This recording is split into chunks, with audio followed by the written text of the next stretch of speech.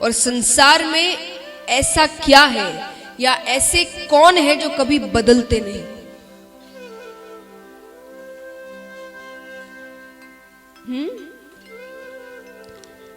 मैं ऐसे सही कहा आपने, लेकिन बदलना यानी स्वभाव से नहीं। शरीर बदलना, मन बदलना, समय बदलना, अब वो हमेशा तो रहते नहीं। एक ना एक दिन सबको जाना है, शरीर बदलता जाता है। तो लेकिन सत्य कभी बदलता नहीं, खत्म नहीं होता। तो ऐसे कौन है जो कभी बदलते नहीं, कभी खत्म नहीं होते, कभी कहीं नहीं जाते? भगवान। आप यहां नहीं थे तो भी वो थे, हम यहां हैं तो भी वे हैं, और हम चले जाएंगे तो भी वे रहेंगे। तो आश्रय उसी का लेना जो कभी बदले नहीं। कई बार इस बात को आप अलग ढंग से भी समझ लेते हैं। आश्रय मतलब भगवान का लेना यानी संसार को छोड़ देना, परिवार को छोड़ देना नहीं।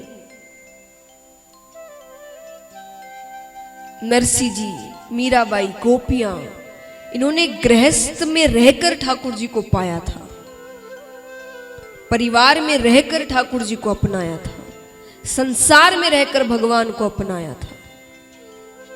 पर आश्रय लेने का मतलब ये हुआ कि आप ये समझ के रखें कि संसार सत्य नहीं है, ये जिंदगी भर साथ नहीं रहने वाला, सुख दुख में साथ नहीं देने वाला, साथ हमेशा भगवान ही रहेंगे।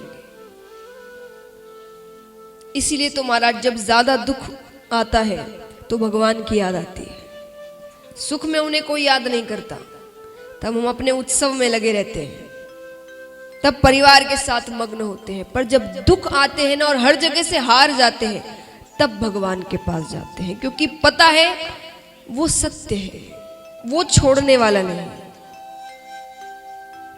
तो सत्य का आश्रय लेना है। हम सब बदलते जाते हैं और पता भी नहीं चलता कब बदल रहे हैं। यहां कितने बता सकते हैं कि उन्होंने अपना बचपन कब छोड़ा? चलिए मैं आपसे ये भी नहीं पूछती किस दिन, वो बहुत ज्यादा ही, किस साल छोड़ा बताइए, किस महीने, किस हफ्ते आपने अपना बचपन छोड़ दिया? कोई नहीं जानता। बचपन तो छूटता चला गया, कब जवानी चली जाएगी, कब बुढ़ापा आ जाएगा, अंत समय आएगा तो सोचेंगे जिंदगी में क्या किया। तो धीरे धीरे समय निकलता जाएगा, बहुत कम समय है, निश्चित समय सबको दिया गया है। तो महाराज संसार में रहते हुए भी, अब कई जन कहते हैं कि भाई आप सब कहते हैं कि संसार सत्य नहीं है, संसार का आश्रय छोड़ दो, धन का आश्रय छोड़ दो, भगवान का आश्रय ले। तो भगवान तो दिखते भी नहीं, उनको कैसे सत्य मान ले? सत्य तो संसार ही है, धन ही है। तो जैसे मैंने कहा कि जो सत्य होता है वो कभी बदलता नहीं। तो जब हमने जन्म लिया था, बच्चे थे छोटे से, तब यहां पर कितनों को धन का आश्रय था। एक छोटे से, देखिए छोटा सा बालक है, इसके सामने आप एक खिलौना रख दे और उसके पास में 10 लाख रुपए रख दे, वो क्या उठाएगा? खिलौना।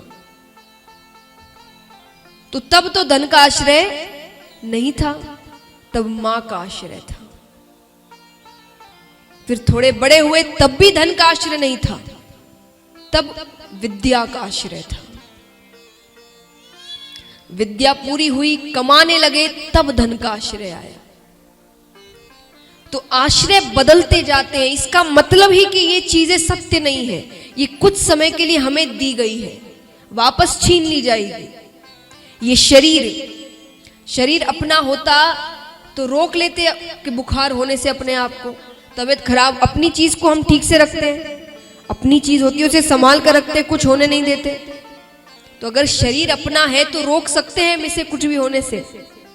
नहीं रोक सकते, क्योंकि अपना है ही नहीं। उधार लिया है। जो उम्र दी गई है जीवन बिताने के लिए, उतने उम्र के लिए ये उधार मिला है, इसे वापस लौटाना है। तो महाराज इन बातों को याद रखिए। संसार में रहना गलत नहीं है, धन कमाना गलत नहीं है, व्यापार करना गलत नहीं है, पर इन सब में भगवान को भूल जाना गलत है।